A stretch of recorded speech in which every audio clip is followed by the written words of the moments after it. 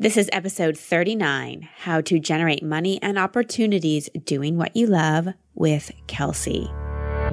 Welcome to Over It and On With It. I'm your host, Christine Hassler, and for over a decade, I've been a life coach, speaker, and author. Each week, you'll hear me work directly with a caller as I coach them through a goal they want to accomplish or an obstacle they may be facing. I'll provide a blend of practical and spiritual advice, as well as tangible actions you can apply to your own life. Now, let's get on with the episode.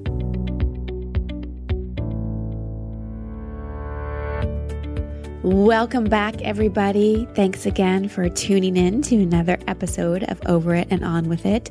And thanks to those of you who've been leaving reviews and ratings for the show. That is always so appreciated and so helpful for people that are scrolling through lots of podcasts and deciding what to listen to. So it means a lot to me and it means a lot to other listeners when you do that. So if you have a couple minutes, just go to iTunes, search the show, and leave your thoughts. So I like to share stories from my life on this show.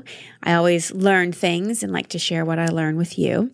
And last weekend, one of my dear friends, Kristen, asked me to speak to a group she volunteers with. It was about 14 to 17-year-old girls from high-risk areas in LA who all find refuge in the same halfway house. So of course, my answer was yes to this.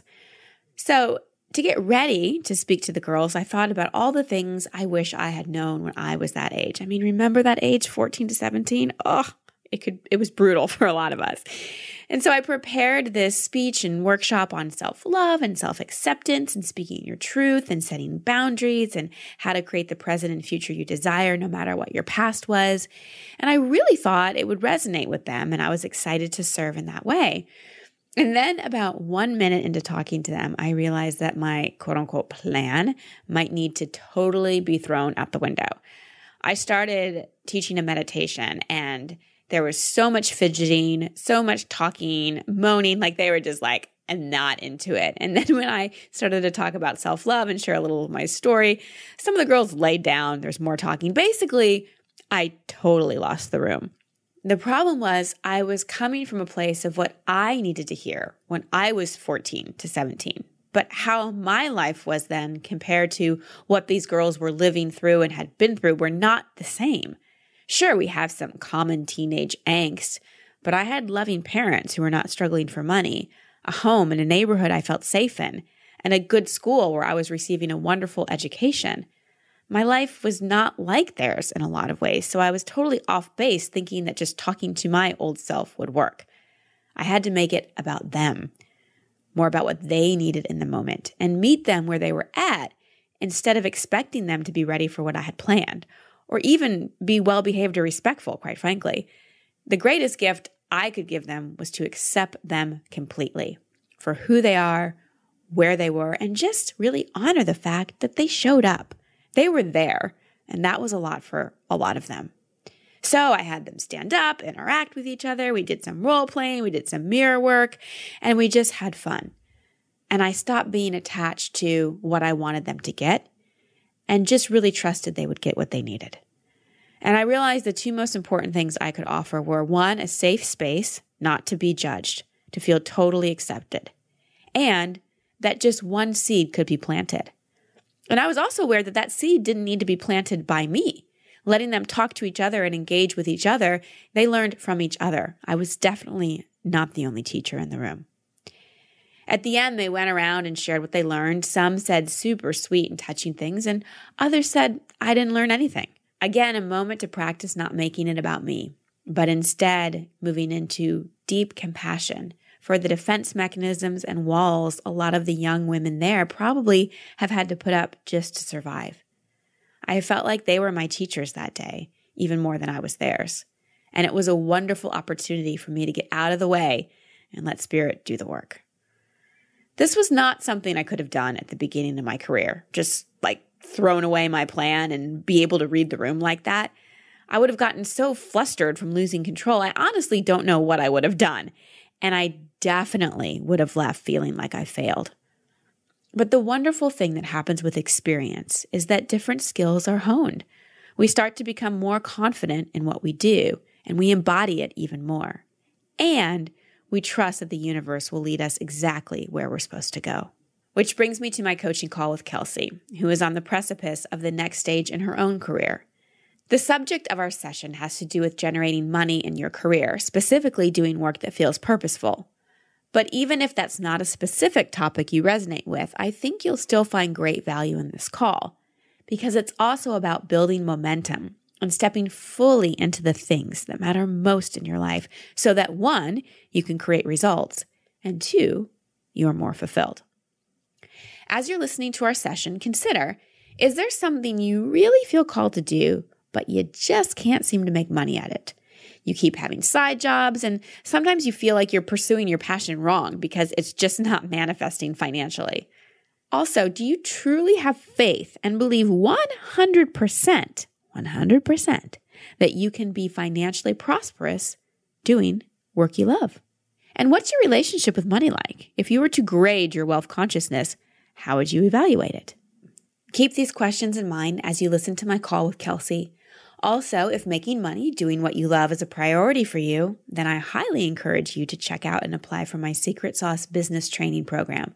In this program, I teach heart-centered entrepreneurs how to build a business that makes money doing what you love by stepping into your unique gifts, talents, and experiences, and also teaching you a lot of what I've learned along the way.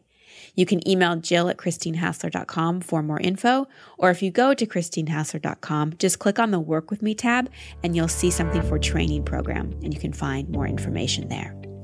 So now on to my call with Kelsey.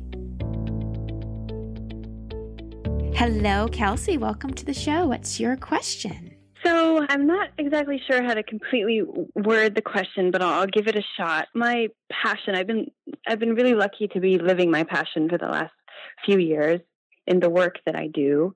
But because the projects I do are so long term and they have a payoff later, I have to often do jobs on the side to be able to pay the bills and to be able to just kind of stay steady throughout when I do this. And I've been doing it for a couple years.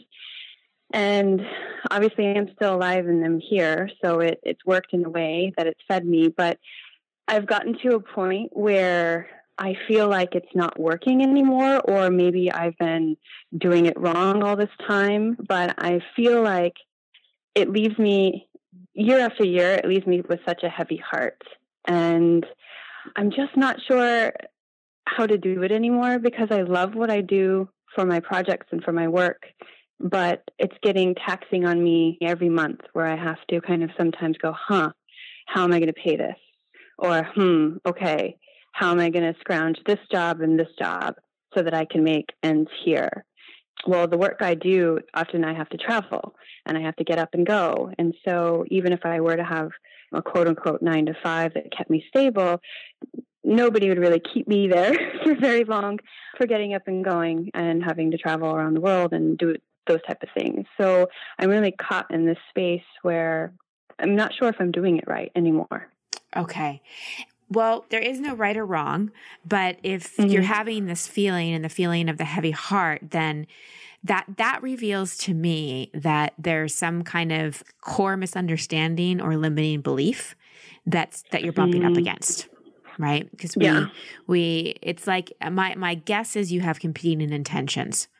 There's this one part of you that believes going out and living your passion and doing the work that you love doing is amazing. And then there's another part that, and I don't know if this was a belief that you took on because of what other people told you about it, but like what I'm hearing is like, you can't make money at that, or you can't make a good living at that.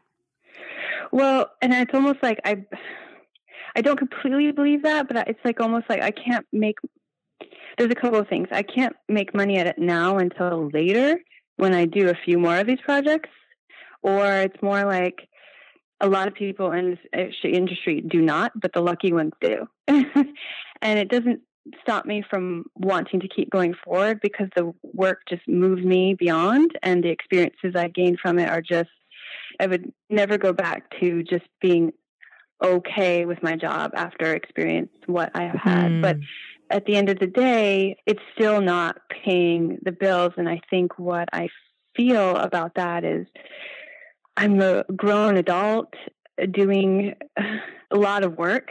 And on top of that, the side work is a lot of work, and it's getting not only tiring, but it's almost like, wow, just it's just, wouldn't it be nice to pay my bills without it being this struggle every month?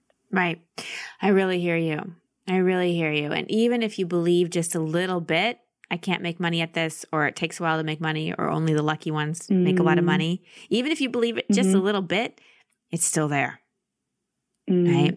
So part of this is getting 100% congruent and in alignment with your vision.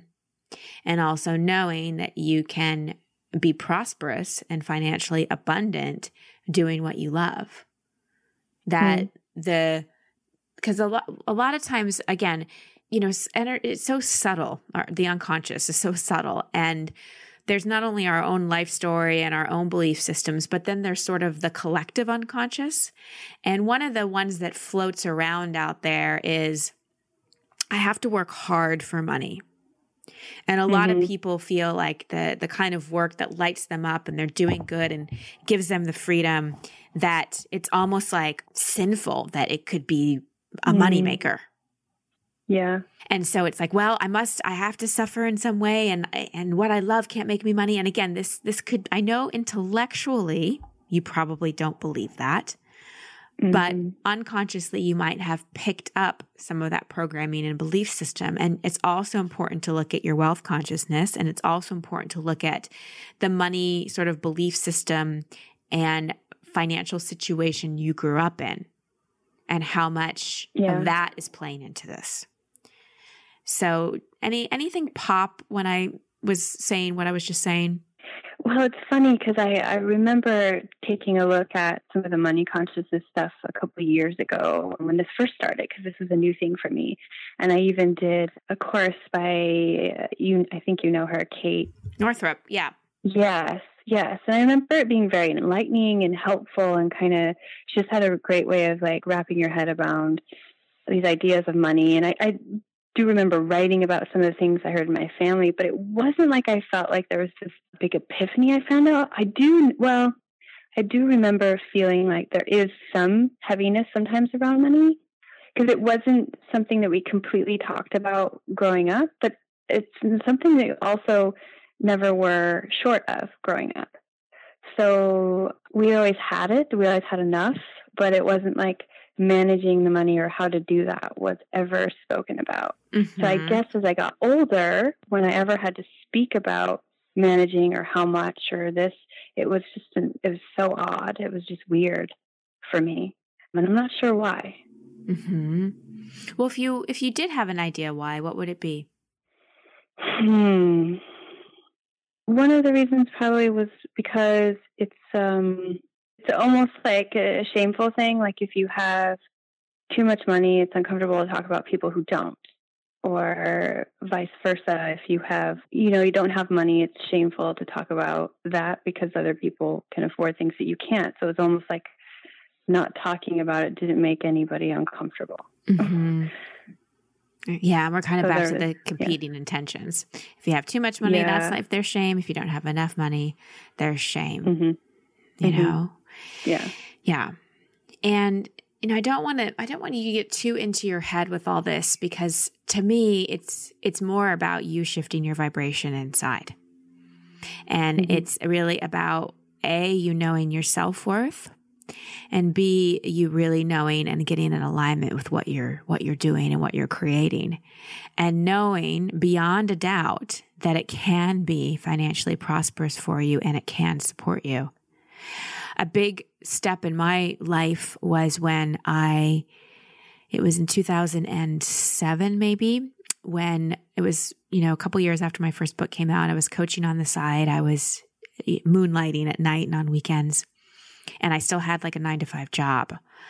And I was so scared. Like I thought that I needed to have one in order to support myself and in order to make enough money. And finally, I had this realization that there were two things that were happening. One, I didn't have total faith and confidence in myself and my vision. I wasn't fully committed to it. And two, I didn't have faith enough in the universe. And so I shifted those, and I got so committed to my mission so that it wasn't about me. It was about something bigger. It wasn't about me paying my bills. It was about me helping to ease suffering on the planet in whatever way I could and help as many people as I could. So it became much, much bigger than a job.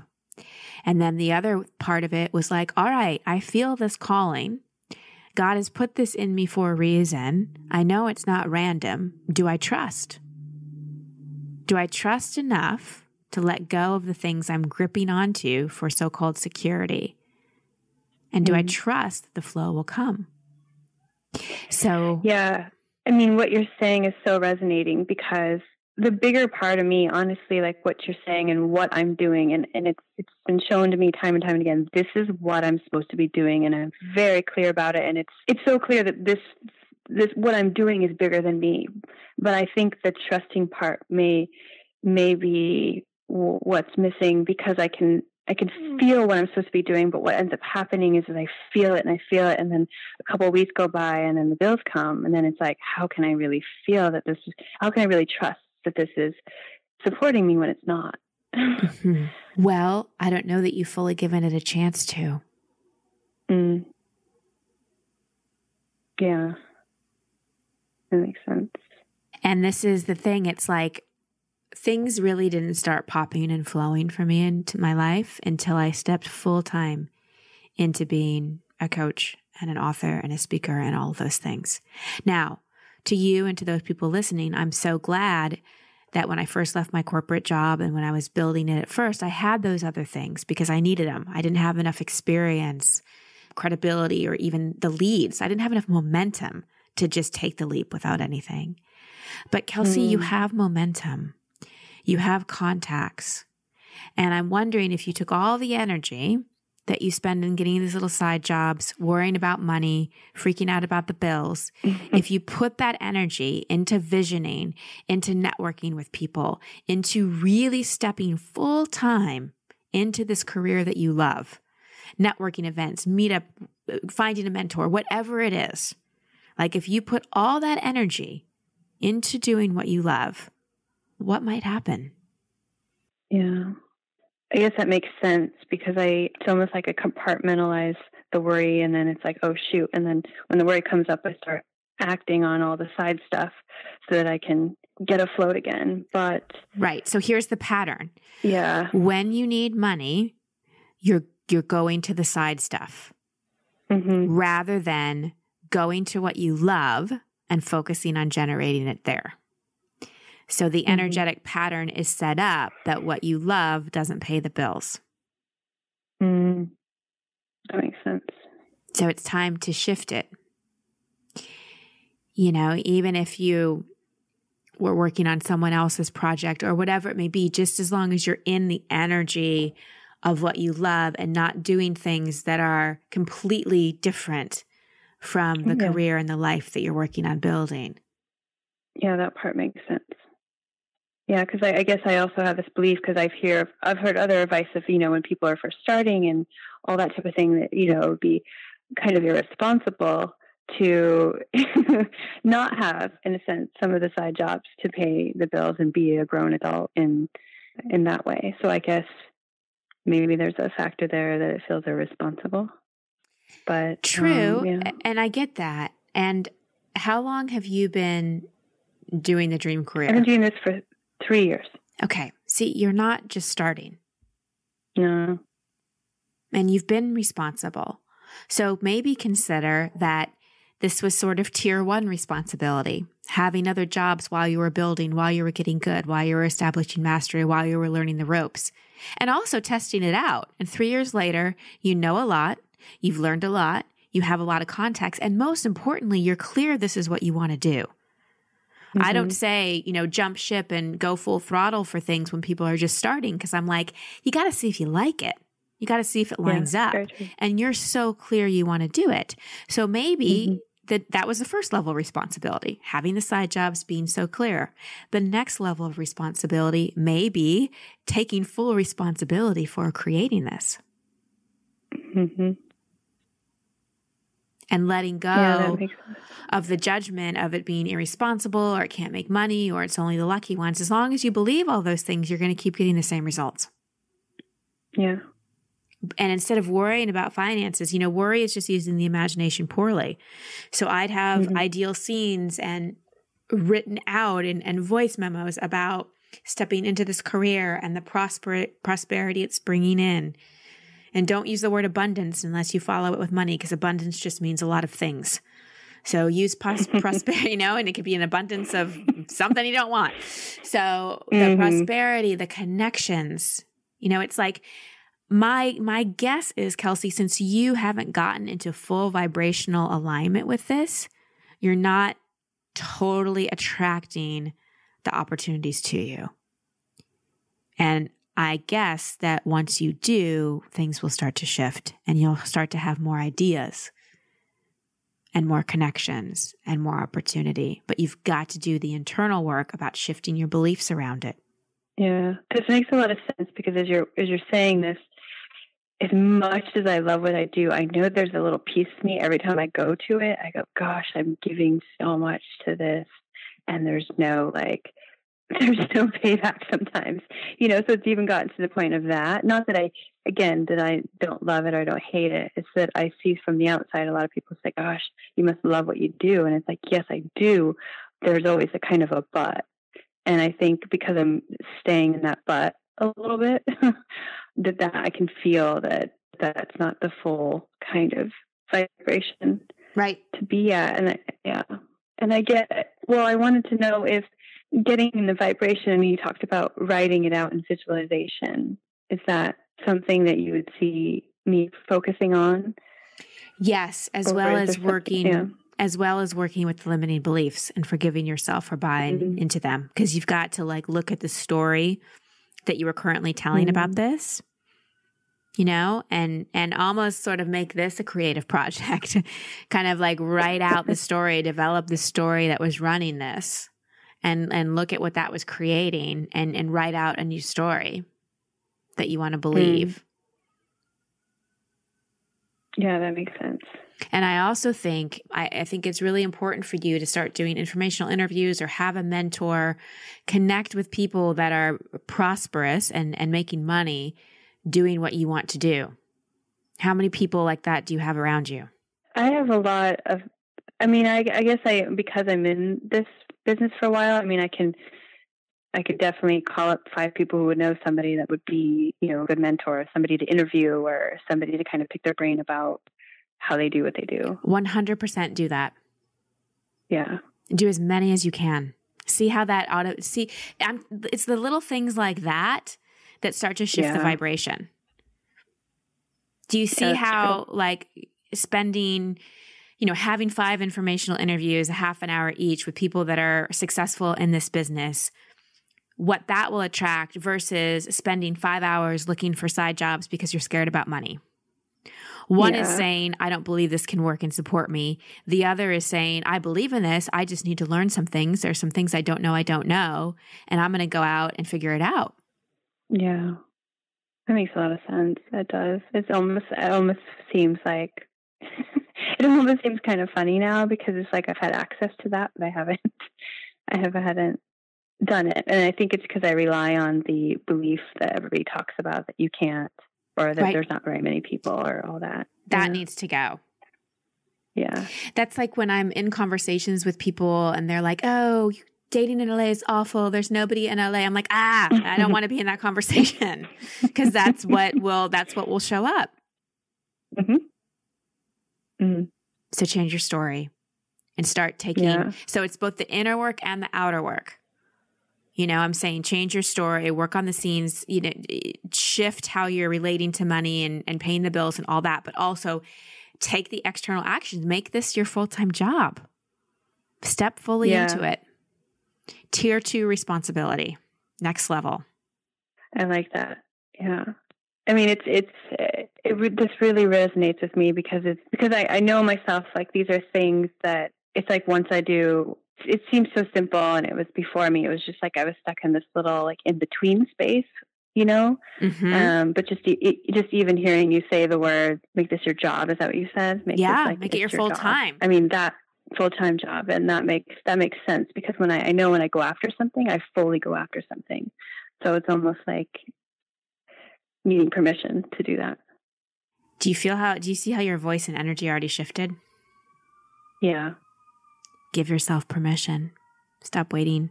So I want you to own it. I don't know if you feel comfortable saying it on the air, but I want you to own it. And like I would say, I am an author, a coach, the host of a podcast, and a speaker. And I love it. And it supports me to have a life where I feel like I'm making an impact and that's financially prosperous. And Okay. do you feel how congruent that sounds for me? Like you believe that when I say that, right? Right. Yeah, okay. I do. Awesome. Yeah. Because it's true. Great. So now your turn. Okay. I'm an independent filmmaker, and first of all, I love what I do, and I feel like I'm making an impact, and I want to continue to do that, and I can at the same time as be financially prosperous and make a living for myself. Okay. That was a good first try. Stand up. Okay. Stand up. So when you said filmmaker, your voice inflected like it was a question, like I'm an independent filmmaker. I want you to be like, I am an independent filmmaker. You could even start with, I love what I do. So start with how you feel about it to get you in the feeling, and then say what you do and what it creates. Okay. I love what I do. I love every day when I have a chance to work. How do I do this? It's different. This is different for me. And the words don't matter as much as the energy. So it can be something simple like, I love what I do. I'm an independent filmmaker, and it's financially prosperous for me, and I get to impact millions of lives. Okay. I love what I do. I'm an independent filmmaker, and I get a chance to impact people's lives all over the world. And I get to also be financially prosperous as well in doing what I do.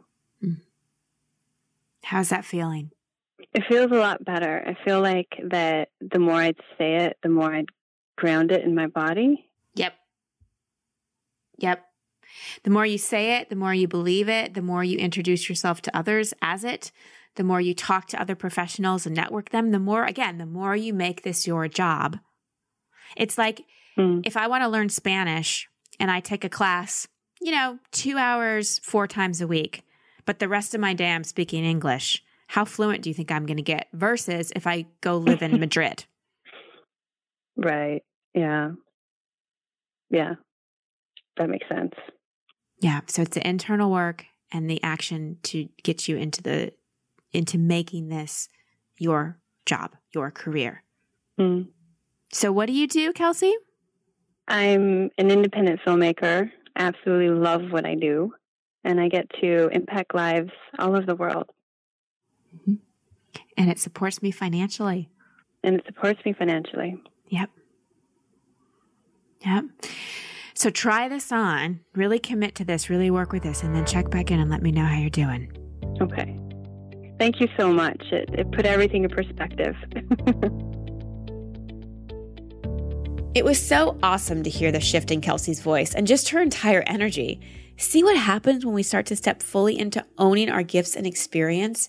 It is hugely important to get fully in alignment with who you are and what you're here to do. But be aware of those competing intentions.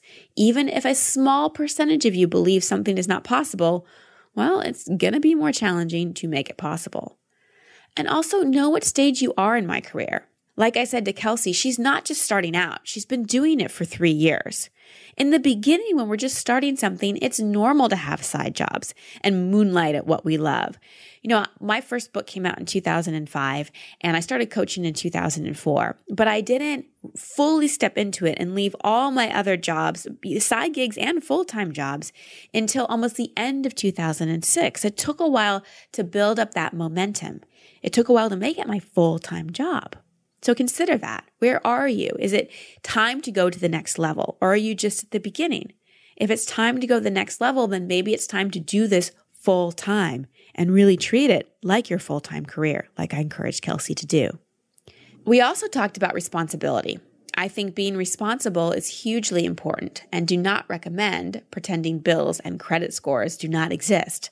But responsibility is also defined as response-ability and means our ability to respond to life and choose how we respond to life. In Kelsey's case, she was responding to needing to pay bills by panicking and going and getting all these side jobs. You heard me coach her to respond to it by stepping fully into treating her passion and her purpose like a full-time job. We also talked about being aware of the unconscious collective beliefs like, it's hard to make money, I can't make money doing what I love isn't a real job, and so on and so forth. So I highly encourage you to bust those limiting beliefs, even the ones that seem minimal. If they're there, some part of you believes them. All right, some takeaways from this call. Number 1, be aware of your competing intentions. Like Kelsey said in the call, she really believes, she can make money doing what she loves, but then she also had that belief that, only the lucky ones really make it. So write out all your beliefs about what you want to create in your life, be it a career or relationship or health or well-being or whatever, and look at where your beliefs are actually contradicting each other. You want to make sure that you get in full alignment and the story you're telling yourself by what you're believing in your head is actually the story you want to write. Next question, what stage are you in? Especially if you're looking at your career. Is it time to move to the next level?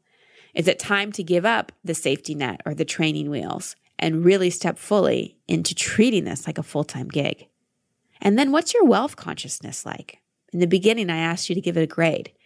If it's not an A+, it's an important thing for you to improve. Some books that I really love that I recommend is The Science of Getting Rich by Wallace Wattles. It was written in 1912, and Think and Grow Rich is another one. They're all about really changing your wealth consciousness and rewiring your brain about what you believe about money. And put together a plan for making something your full-time job. Or if it's not your career that you're really wanting to manifest, maybe it's your love life. We put way more time and energy into worrying about things versus being really strategic and focused about what we want to create. And finally, own it. Practice the embodiment just like I had Kelsey do. If you're an actor and you're working as a waiter, when people ask you what you do, you say, I am an actor and I love it. I love performing. I love connecting with the audience. I love getting to know a new character, and you own it. And if they say, well, what have you worked on recently? You say, right now I'm working on becoming an even better actor and I'm auditioning and getting booked a lot. You don't have to lie, but you have to say something that makes you feel like it's actually working. When we don't embody things and we don't own them, then there's always that part of us that doubts if it really can come true. Own it, embody it. It'll feel a lot better, and you just might notice you start manifesting things a lot sooner. Sending you so much love. Thank you again for listening. I'll see you next week. Much love and many blessings. Thank you for listening to Over It and On With It. I love hearing from you, so please post your comments or questions at christinehassler.com/podcast. That's also the place you can sign up to receive coaching from me in an upcoming episode. And if you love this show, please share it and subscribe in iTunes. You can find all my social media handles and sign up to be part of my community at christinehassler.com. Until next week, here's to getting over it and on with it. Much love and many blessings.